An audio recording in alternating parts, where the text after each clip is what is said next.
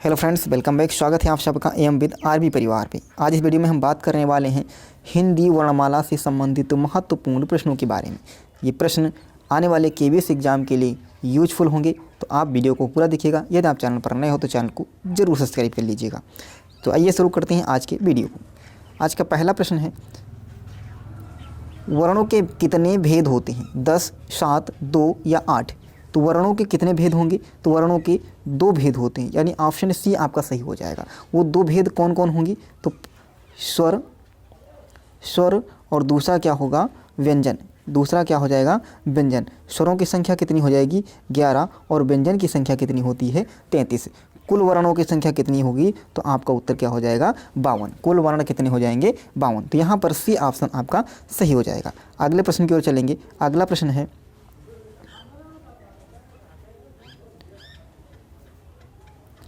अगला प्रश्न है कि वर्णों के समुदाय को क्या कहा जाता है? तो वर्णों के समुदाय को क्या कहते हैं? वर्णमाला, सर्वनाम, अक्षर या क्रिया? तो वर्णों के समुदाय को क्या कहेंगे? वर्णमाला कहा जाता है। ऑप्शन ए आपका सही हो जाएगा। अगला प्रश्न है, वर्णमाला किसे कहते हैं? वर्णमाला किसे कहते हैं? शब्द समूह को, वर्ण समूह को, व्यवस्थित वर्ण समूह को या शब्द गणना को? तो वर्णमाला किसे कहेंगे? व्यवस्थित वर्ण समूह को। ऑप्शन सी आपका बिल्कुल सही जवाब हो जाएगा। अगले प्रश्न की ओर बढ़ेंगे। प्रश्न नंबर 4। चौथा क्या है कि हिंदी भाषा की कुल वर्ण लिपियाँ हैं? हिंदी भाषा की कुल वर्ण लिपियाँ हैं। कितनी वर्ण लिपियाँ हैं? तो आपका उत्तर होगा 52, यानी 52। ऑप्शन सी सही हो जाएगा। अगला प्रश्न है, शब्द की सबसे छोटी इकाई क्या है कहलाती है? स्वर, वर्ण, व्यंजन, अयोगवाह? तो जो शब्द की सबसे छोटी इकाई होगी वो क्या होगी? वर्ण। ऑप्शन सी सही हो जाएगा। क्लियर है। अगला प्रश्न है, लिपि चिन्हों के क्रमबद्ध समूह को क्या कहते हैं? तो लिपि चिन्ह के क्रमबद्ध समूह को क्या कहा जाता है? अक्षर, वर्ण या फिर वर्ण समूह या वर्णमाला? तो क्या कहेंगे? वर्णमाला, यानी ऑप्शन आपका डी सही हो जाएगा। प्रश्न नंबर 7 पे चलेंगे। प्रश्न क्या है कि मात्रा के आधार पर स्वर कितने प्रकार के होते हैं? मात्रा के आधार पर स्वर कितने प्रकार के होंगे? तो मात्रा के आधार पर स्वर 3 प्रकार के होंगे। ऑप्शन बी सही हो जाएगा। कौन कौन से होंगे? तो पहला होगा ह्रस्व स्वर, दूसरा होगा दीर्घ और तीसरा होगा प्लुत। ह्रस्व मतलब जहाँ पर 1 मात्रा का समय लगता है ह्रस्व स्वर, दीर्घ जहाँ पर 2 मात्राओं का समय लगेगा, और प्लुत जहाँ पर 3 मात्राओं का समय लगता है उसे हम क्या कहेंगे? प्लुत स्वर। क्लियर है। वर्ण तालिका के अनुसार ह्रस्व, दीर्घ और प्लुत क्या हैं? तो ह्रस्व, दीर्घ और प्लुत क्या कहलाएंगे? तो ये क्या हैं? ये स्वर के भेद हैं। क्या है? स्वर के भेद होंगे। ऑप्शन ए आपका सही हो जाएगा। अगला प्रश्न है, जिनका उच्चारण स्वतंत्र रूप से होता है और जो व्यंजन के उच्चारण में सहायक होते हैं उसे क्या कहते हैं? संज्ञा, विसर्ग, स्वर या व्यंजन? तो व्यंजन क्या होंगे? स्वर क्या होंगे? यहाँ पर ऑप्शन आपका क्या सही हो जाएगा? बी सही हो जाएगा। स्वर क्या होंगे? जिनकी स्वतंत्र ध्वनियाँ होती हैं। स्वर क्या होंगे? स्वतंत्र ध्वनियाँ होंगी, उन्हें हम क्या कहते हैं? स्वर। और व्यंजनों की सहायता, ये स्वर जो होंगे व्यंजनों के उच्चारण में सहायक होते हैं। तो यहाँ पर ऑप्शन आपका बी जो होगा वो बिल्कुल सही जवाब हो जाएगा।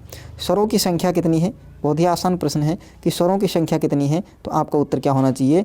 11। ऑप्शन ए सही हो जाएगा। स्वरों की संख्या कितनी है? 11। और व्यंजनों की संख्या कितनी है? 33। यदि आपसे पूछेगा व्यंजनों की संख्या कितनी है? 33। स्पर्श व्यंजनों की संख्या कितनी है? तो आप क्या बताओगे? 25। स्पर्श व्यंजनों की संख्या कितनी है? 25। और यहाँ पर जो आपसे पूछेगा कि ऊष् व्यंजनों की संख्या कितनी है? तो 4। अंतस्थ व्यंजनों की संख्या कितनी है? तो 4। संयुक्त व्यंजनों की संख्या कितनी है? तो भी 4। क्लियर है। तो यहाँ पर आपसे पूछा गया स्वरों की संख्या, तो स्वरों की संख्या कितनी हो जाएगी? 11। आगे चलेंगे। स्वर ध्वनि के प्रकार हैं। स्वर ध्वनि के प्रकार हैं दीर्घ, प्लुत, ह्रस्व। तो यहाँ पर ऑप्शन डी सही हो जाएगा। उपर्युक्त तीनों स्वर ध्वनि के प्रकार हैं। स्वरों का उच्चारण व्यंजनों की सहायता से होता है। व्यंजनों की सहायता से होगा तो बिल्कुल गलत बात है, ये तो नहीं होगा। अगला देखते हैं, अनुस्वार की सहायता से होता है। अनुनासिक की सहायता से होता है या बिना किसी की सहायता से होगा, तो ऑप्शन डी आपका सही हो जाएगा। स्वर क्या होंगे, वो स्वतंत्र होते हैं। स्वर क्या हैं, स्वतंत्र ध्वनियाँ हैं, इनका उच्चारण बिना किसी की सहायता से होता है। क्लियर है। अगला प्रश्न है, स्वर किसका भेद है। ये स्वर हैं वो किसका भेद होंगे, संधि, वर्ण, लिंग या समास। तो स्वर क्या होंगे, वर्ण के भेद होते हैं। हिंदी भाषा में ह्रस्व स्वरों की संख्या कितनी है। हिंदी भाषा में ह्रस्व स्वरों की संख्या कितनी है, तो ह्रस्व स्वरों की संख्या कितनी होती है, 4। ऑप्शन ए सही हो जाएगा। ह्रस्व स्वरों को ही हम क्या कहते हैं, मूल स्वर कहते हैं। क्या, मूल स्वर कहा जाता है ह्रस्व स्वरों को। ये 4 कौन कौन से होंगे, तो ये 4 होंगे अ, ई, उ और री। ये 4 होंगे आपके ह्रस्व स्वर, इन्हीं को हम मूल स्वर के नाम से भी जानते हैं। तो यहाँ पर ऑप्शन आपका ए सही हो जाएगा। अगला है, जिन स्वरों के उच्चारण में 2 मात्रा का समय लगता है या ह्रस्व से दोगुना समय लगता है, उसको कहते हैं प्लुत स्वर, गुरु स्वर, मूल स्वर या लघु स्वर। क्या कहा जाएगा, उन्हें कहते हैं हम लोग, क्या कहेंगे यहाँ पर, इसका ऑप्शन क्या हो जाएगा, गुरु स्वर। क्लियर है। ऑप्शन सी सही हो जाएगा। ऑप्शन सी सही हो जाएगा। अगले प्रश्न की ओर बढ़ेंगे। अगला प्रश्न है, निम्नलिखित में से कौन सा दीर्घ स्वर है। क्या पूछा गया है, कौन सा दीर्घ स्वर है, आ, उ, ए, औ। तो यहाँ पर ए ऑप्शन सही हो जाएगा। ए ऑप्शन क्या हो जाएगा, सही हो जाएगा। उ क्या हो जाएगा, इसे मूल या ह्रस्व स्वर कहेंगे, और ए और औ ये क्या हो जाएंगे, ये संयुक्त स्वर होंगे। क्या हो जाएंगे, ये संयुक्त स्वर हो जाएंगे। संयुक्त स्वरों की संख्या भी 4 होती है। तो यहाँ पर पूछा गया है दीर्घ स्वर, तो दीर्घ स्वर क्या हो जाएगा, आ, यानी ऑप्शन ए सही हो जाएगा। अगला प्रश्न है, निम्नलिखित में से कौन सा संयुक्त स्वर नहीं है। ध्यान दीजिएगा, संयुक्त स्वर नहीं है, ए, औ, ए, उ। तो यहाँ पर डी ऑप्शन सही हो जाएगा। डी, उ क्या है, यह दीर्घ स्वर है। कैसा स्वर है, दीर्घ स्वर है। उ दीर्घ स्वर है। और संयुक्त स्वर क्या होंगे, ए, औ, और ए कौन होगा, औ। ये 4 क्या होते हैं, ये 4 होंगे आपके संयुक्त स्वर। क्लियर है। ये चारों क्या हो जाएंगे, ये चारों आपके संयुक्त स्वर की श्रेणी में रखे गए हैं। अगले प्रश्न की ओर बढ़ेंगे। प्रश्न नंबर 18, किस स्वर के उच्चारण में दीर्घ स्वर से भी अधिक समय लगता है। दीर्घ स्वर से अधिक समय, तो दीर्घ स्वर से अधिक समय किस में लगेगा, प्लुत स्वर में। ऑप्शन सी सही हो जाएगा। अगले प्रश्न की ओर चलेंगे। प्लुत स्वर कौन सा है, ओम, ओम। तो यहाँ पर बी ऑप्शन सही हो जाएगा। प्लुत स्वर क्या हो जाएगा, ओम। निम्न में से किस स्वर को संयुक्त स्वर माना गया है। किस स्वर को संयुक्त स्वर माना गया है, उ, ई, औ, ए। तो संयुक्त स्वर क्या हो जाएगा, ऑप्शन डी सही हो जाएगा। ए, आ क्या होगा, आ, उ और ये, इन तीनों को क्या कहेंगे, दीर्घ स्वर कहा जाता है। ये सब क्या हैं, ये दीर्घ स्वर हैं। तो डी क्या हो जाएगा आपका, संयुक्त स्वर हो जाएगा। क्लियर है। निम्नलिखित में से कौन सा संयुक्त स्वर है। निम्नलिखित में से कौन सा संयुक्त स्वर है। तो संयुक्त स्वर क्या हो जाएंगे, यहाँ देखोगे, ये आपका री जो हो जाएगा दीर्घ स्वर हो जाएगा, तो पहला ऑप्शन कट गया यहाँ से। आ क्या हो जाएगा, ये भी दीर्घ स्वर है, तो ये भी ऑप्शन कट गया, आपसे पूछा गया है संयुक्त स्वर। यहाँ पे आ है, ये क्या है, मूल स्वर है, तो ये भी ऑप्शन कट गया। आपका उत्तर क्या हो जाएगा, डी, आए, आए, औ, औ। ये क्या हो जाएंगे, 4 संयुक्त स्वर। क्लियर है। निम्नलिखित में से कौन सा मूल दीर्घ स्वर नहीं है। मूल दीर्घ स्वर नहीं है, ये भी आपको ध्यान रखना है। तो आ मूल दीर्घ स्वर है, ई ये भी मूल दीर्घ स्वर है, और उ भी मूल दीर्घ स्वर है। तो यहाँ पर आपका ऑप्शन है जो डी होगा, वो आपका क्या हो जाएगा, मूल दीर्घ स्वर नहीं होगा। ये क्या होगा, तो यह संयुक्त स्वर हो जाएगा। कैसा, संयुक्त स्वर हो जाएगा। क्लियर है भैया, कैसा हो जाएगा, तो यह संयुक्त स्वर हो जाएगा।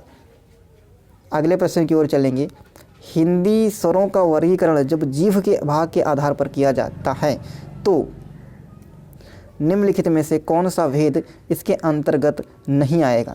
तो जीभ के आधार पर, जब जीवा के आधार पर किया जाता है, तो कौन कौन से अग्र स्वर, पश्च स्वर और मध्य स्वर आएंगे।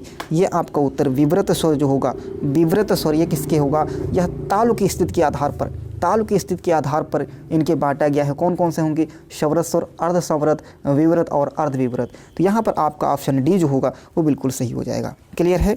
आगे देखेंगे अगले प्रश्न की ओर।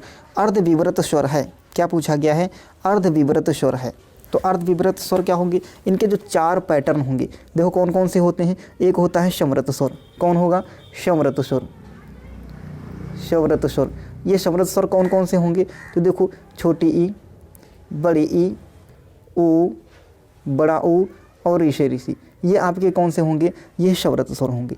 आपसे यहाँ पूछा गया है अर्धविवृत, तो अर्धविवृत में कौन कौन से आएंगे, अर्धविवृत में आपके अ, ऐ और औ, ये आपके अर्धविवृत स्वर होंगे। कौन कौन से, अर्धविवृत स्वर। तो यहाँ पर देखो आपका ऑप्शन कौन हो जाएगा, बी।